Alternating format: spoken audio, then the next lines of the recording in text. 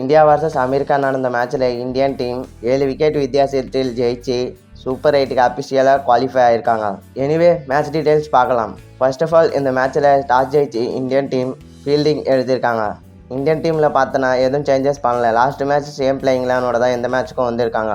As a American team பார்த்தோன்னா 2 changes பண்ணியிருக்காங்க. அவங்களோட மெயின் கேப்டன் மொனாக் பட்டேல் இந்த மேட்ச்சுக்கு அவைலபிள் கிடையாதுனால ஹாரி ஜாஸ் கேப்டன்சி பண்ணியிருக்காரு. இந்த பிச் பேஸ் பவுலர் ஸ்கெல்ப் கடிக்கிறதுனால ஒரு லெஃப்ட் ஹேண்ட் ஸ்பின்னரில் வெளியெடுத்து ஒரு ஃபாஸ்ட் பவுலர் கொண்டு வந்திருக்காங்க. ஃபர்ஸ்ட் பேட்டிங் பண்ண அமெரிக்கன் டீம் அவங்களுக்கு பவர் பிளேயில் ஒரு நல்ல ஸ்டார்ட் கிடைக்கல. அவங்க ஃபர்ஸ்ட் ஓவர்லேயே அவங்களோட ஓப்பனர் ஃபர்ஸ்ட் பாலுக்கே அவுட் ஆகி பெவிலியனுக்கு போயிட்டாரு.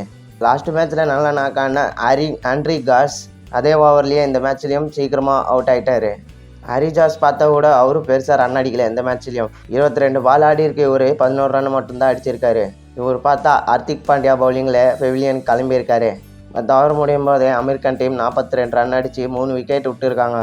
இந்த மாதிரி டைமில் அமெரிக்கன் டீம் ஒரு பிரில்லியண்ட்டாக கம்பேக் கொடுத்து நல்ல ஸ்கோர் தான் கொண்டு போயிருக்காங்க. இந்த பிச்சில் டைலர் நிதிஷ்குமார் இவங்க இடையில ஒரு நல்ல பார்ட்னர்ஷிப் பில்ட் ஆகிருக்கு. இவங்க 2 பேர் சேர்ந்து 31 ரன் பார்ட்னர்ஷிப் அமெரிக்கன் டீமுக்கு கொடுத்துருக்காங்க. 30 பாலில் 24 ரன் அடித்த tailor Axar Patel பவுலிங்கில் out ஆகியிருக்காரு.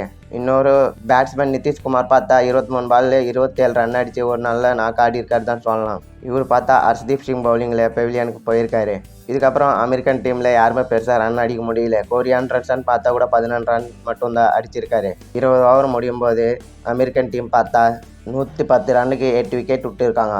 Indian bowlers பார்த்தோன்னா Harshdeep Singh excellent bowling performance இந்த மேட்ச்சில் கொடுத்துருக்காரு. ஒரு போட்ட ஃபர்ஸ்ட் பாலுக்கே விக்கெட் எடுத்து T20 வேர்ல்டு கப்பில் எந்த இந்தியன் பிளேயர் கிரியேட் பண்ணாத ரெக்கார்டு இந்த வேர்ல்டு கப்பில் கிரியேட் பண்ணியிருக்காரு. இவர் பார்த்தா இன்னொரு ரெக்கார்டு 10 வருஷமாக இருந்த அஸ்வின் மேலே இருந்த ரெக்கார்டு இவர் பீட் பண்ணியிருக்காரு. 9 ரன் கொடுத்து 4 விக்கெட் எடுத்திருக்காரு. இதுக்கு முன்னாடி அஸ்வின் பார்த்தா ஆஸ்திரேலியா டீம் மேலே 4 விக்கெட் எடுத்து 11 ரன் கொடுத்துருக்காரு. இந்த ரெக்கார்டு இன்னைக்கு பீட் ஆகிருக்கு. ஹர்திக் பாண்டியா பார்த்தா கூட பிரில்லியன்ட் பவுலிங் போட்டிருக்காரு. 4 ஓவர் போட்ட ஹர்திக் பாண்டியா 2 விக்கெட் எடுத்து வெறும் 14 ரன் மட்டும்தான் கொடுத்துருக்காரு. இதில் பார்த்தா ஒரு மேடனும் அவர் கூட இருக்குது. இதுக்கப்புறம் இந்தியன் டீம் பவுலர்ஸ் யாருமே அவ்வளோ எஃபெக்டிவாக பவுலிங் போட முடியல.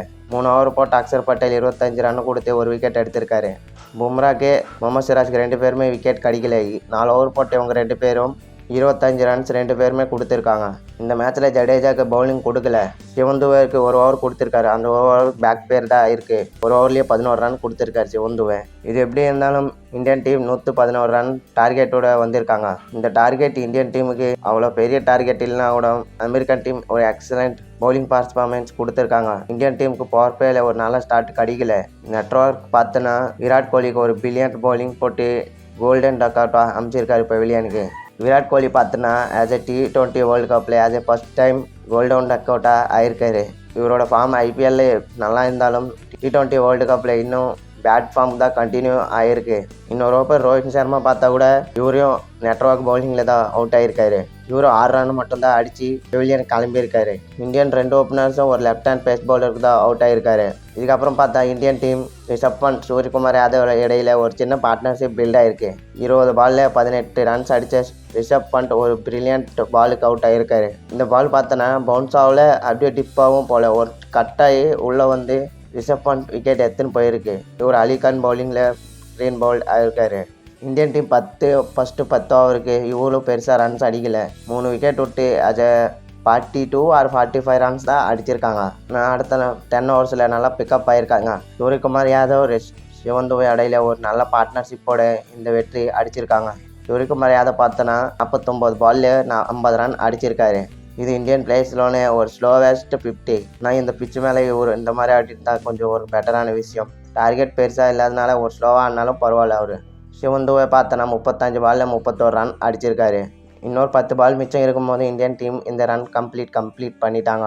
டார்கெட் சின்னதுனாலும் அமெரிக்கன் டீம் ஒரு பவுலர்ஸ் எக்ஸலண்ட் பர்ஃபார்மன்ஸ் வச்சுருக்காங்க தான் சொல்லலாம். இது ஒன் சைடாக நடக்க போதான்னு நினச்சாலும் அவங்க டஃப் கொடுத்துருக்காங்க. அவங்க மேபி இன்னொரு 20 ரன்ஸ் எக்ஸ்ட்ரா அடிச்சிருந்தாங்கன்னா இன்னும் டஃப்பாக இருக்கும் மேட்ச். அவங்க ஃபீல்டிங் சான்சஸில் கூட சில ஆப்பர்ச்சுனிட்டி விட்டுருக்காங்க.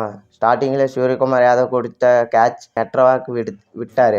மேபி இந்த கேட்ச் இருந்தால் இன்னும் டஃப்பாக இருக்கலாம். அவரோட கேப்டன் பார்த்தாலும் 5 பெனால்ட்டி ரன் கொடுத்துருக்காரு. T20 வேர்ல்டு கப்பில் ICC புதுசாக ஒரு ரூல் கொண்டு வந்திருக்காங்க. இது எல்லாருக்கும் தெரிஞ்சிருக்கு தான் நினைக்கிறேன். ஒரு ஓவர் முடிஞ்ச உடனே 60 செகண்ட்ஸில் இன்னொரு ஓவர் ஸ்டார்ட் பண்ணோம். அவங்களோட கேப்டன் பார்த்தா இந்த மாதிரி 3 வாட்டி பண்ணியிருக்காரு. இதுக்கப்புறம் அவங்க 5 ரன் கொடுத்துட்டாங்க. பெனால்ட்டியாக லாஸ் ஆகிருக்காங்க. இந்த ரன்ஸ் போனதுக்கப்புறம் அமெரிக்கன் டீம் ஷோல்டர்ஸ் டவுன் ஆகிருக்கு. அது வரையும் நல்லா எஃபெக்டிவாக வச்சிருக்க அமெரிக்கன் டீம் அதுக்கப்புறம் ஷோல்டர்ஸ் டவுன் பண்ணியிருக்காங்க.